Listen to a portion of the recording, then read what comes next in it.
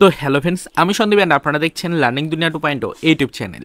তো ফ্রেন্ডস, আবারও কিন্তু আপনারা যারা প্রাথমিক শিক্ষক নিয়োগ প্রক্রিয়া 2022-এর টেট পাস চাকরি প্রার্থী রয়েছেন এবং আপনারা যারা আগামীতে ইন্টারভিউ নোটিফিকেশন প্রকাশের আশায় অধীর আগ্রহে দিন গুনে চলেছেন, মূলত তাদেরকে উদ্দেশ্য করে আবারও মাসের একদম অন্তিম পর্যায়ে দাঁড়িয়ে সরাসরি অফিসিয়াল মাধ্যম থেকে বিশেষ কিছু আপডেট কালেক্ট করে আজকের এই ভিডিওটির মাধ্যমে একটি গুরুত্বপূর্ণ তথ্য কিন্তু জানাতে চলেছি।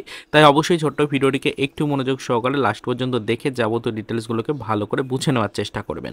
দেখুন, মেন একটি বিষয় কিন্তু আপনাদের জন্য আমরা কয়েকদিন ধরে আলোচ্য টপিকের মধ্যে রাখার চেষ্টা করছি, সেটা হচ্ছে 50,000 শূন্যপদ।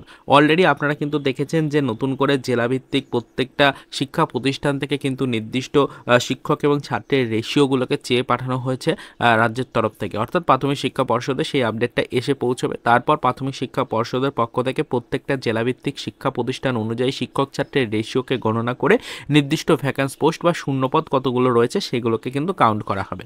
এর পরবর্তীতে কিন্তু ধাপে ধাপে নিয়োগের জন্য সেই শূন্যপদগুলোকে বরাদ্দ করা হবে। এই বিষয়টা আপনারা সকলেই কিন্তু জেনে গেছেন কম বেশি।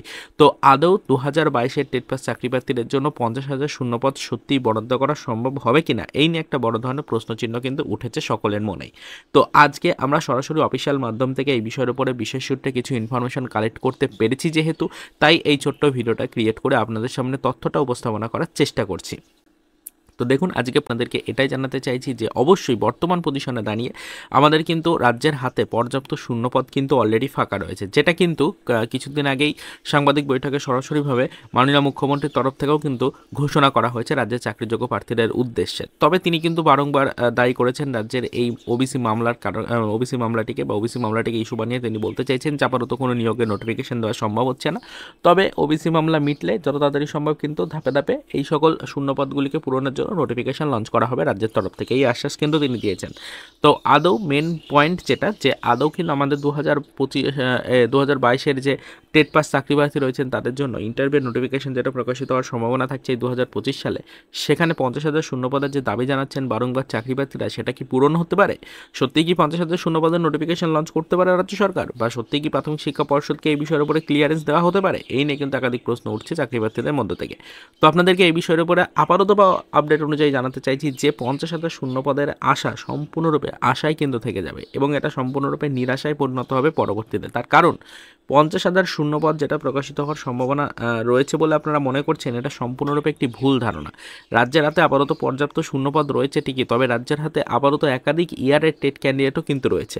প্রত্যেকটা ইয়ারের টেট ক্যান্ডিডেটদের জন্য ধাপে ধাপে নিয়োগের নোটিফিকেশন প্রকাশের জন্য রাজ্যকে অলরেডি প্রস্তুতি পর্ব শুরু করে দিতে হবে। তার কারণ আপনারা জানেন 22-এর টেট পাস ক্যান্ডিডেট রয়েছে, 23-এর আগামীতে রেজাল্ট প্রকাশ হবে, সেই সময় টেট ক্যান্ডিডেট বাড়বে। তার পাশাপাশি অবশ্যই আবারও 2025-এ নতুন করে টেটের ঘোষণা হতে চলেছে। এক কথায় বলতে গেলে আপাতত রাজ্যের হাতে পর্যাপ্ত শূন্যপদ যেরকম হয়েছে ঠিক সেরকমভাবেই কিন্তু পর্যাপ্ত টেট ক্যান্ডিডেটও কিন্তু রয়েছে। প্রচুর সংখ্যক কিন্তু টেট ক্যান্ডিডেট রয়েছে যারা নিয়োগের আশায় কিন্তু দিন গুনে চলেছেন। তো সেক্ষেত্রে প্রত্যেকটা চাকরি প্রার্থীকে কিন্তু নিয়োগের একটি সুযোগ কিন্তু দিতে হবে রাজ্য সরকারকে। তাই বর্তমান পজিশনে দাঁড়িয়ে রাজ্যের হাতে পর্যাপ্ত শূন্যপদ যদি থাকেও, তাও কিন্তু এই 50,000 শূন্যপদে 2022-এর টেট পাস চাকরি প্রার্থীদের জন্য ইন্টারভিউ নোটিফিকেশন লঞ্চ করা সম্ভব হবে না। তো এটাই আপনাদেরকে বলতে চাইছি, রাজ্যের চাকরিযোগ্য প্রার্থীরা ভালো করে বুঝে নিন যে ভ্যাকান্সির পরিমাণ অনেকটাই কিন্তু কমতে পারে। তবে ঠিক কতটুকু শূন্যপদ আসার সম্ভাবনা রয়েছে সেটা এখন এই মুহূর্তে বলা সম্ভব হচ্ছে না। আশা রাখছি আগামী 2 থেকে 3 দিনের মধ্যে আপনাদেরকে এই বিষয়ের উপরেও কিছু আপডেট দিতে পারবো। তার কারণ অলরেডি জেলাভিত্তিক কিন্তু শিক্ষক ছাত্রের রেশিও গণনার কাজ শুরু করা হয়েছে। এই গণনার কাজ কিছু দিনের মধ্যে কিন্তু আরও কিছুটা এগোবে। তো সেক্ষেত্রে পরবর্তীতে আরও বিস্তারিত আপডেট পাওয়া সম্ভব হবে এবং ধাপে ধাপে আপনাদেরকে ইনফরমেশন জানানো সম্ভব হবে এবং আলটিমেটলি এটুকু বোঝানো সম্ভব হবে যে ঠিক কতটুকু শূন্যপদে 22 টেট পাস চাকরি প্রার্থীদের জন্য ইন্টারভিউ নোটিফিকেশন আসার সম্ভাবনা থাকছে।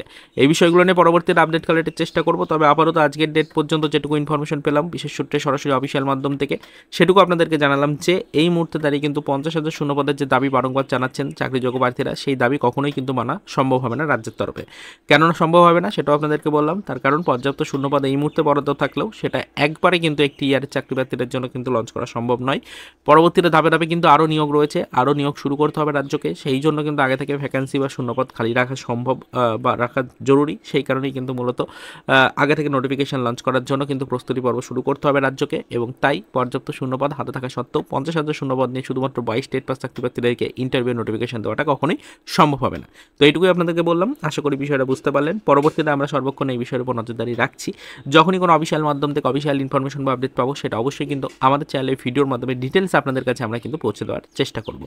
তো আবারও তো এই পর্যন্তই, চলুন দেখা হবে নেক্সট ভিডিওতে। পরবর্তীতে আবারও আমাদের প্রাথমিক শিক্ষক নিয়োগ প্রক্রিয়া 2022-এ টেট পাস চাকরি প্রার্থীদের জন্য কিছু আদার্স অফিসিয়াল আপডেটের সাথে।